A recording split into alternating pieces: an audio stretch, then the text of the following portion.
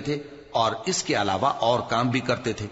اور ہم ان کے نگہبان تھے۔ اور ایوب کو یاد کرو جب انہوں نے اپنے پروردگار سے دعا کی کہ مجھے تکلیف پہنچی ہے اور تو سب سے بڑھ کر رحم کرنے والا ہے،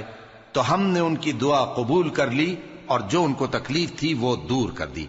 اور ان کو بال بچے بھی عطا فرمائے اور اپنی مہربانی سے ان کے ساتھ اتنے ہی اور بخشے۔ اور عبادت کرنے والوں کے لیے یہ نصیحت ہے۔ اور اسماعیل اور ادریس اور ذوالکفل کو بھی یاد کرو، یہ سب صبر کرنے والے تھے،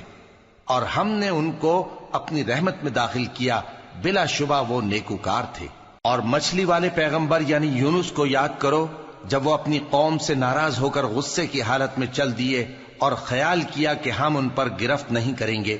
مگر پھر اندھیروں میں اللہ کو پکارنے لگے کہ تیرے سوا کوئی معبود نہیں، تو پاک ہے اور بے شک میں قصوروار ہوں، تو ہم نے ان کی دعا قبول کر لی اور ان کو غم سے نجات بخشی، اور ایمان والوں کو ہم اسی طرح نجات دیا کرتے ہیں۔ اور زکریا کو یاد کرو جب انہوں نے اپنے پروردگار کو پکارا کہ پروردگار مجھے اکیلا نہ چھوڑ اور تو سب سے بہتر وارث ہے، تو ہم نے ان کی پکار سن لی اور ان کو یحییٰ بخشے اور ان کی بیوی کو اولاد کے قابل بنا دیا۔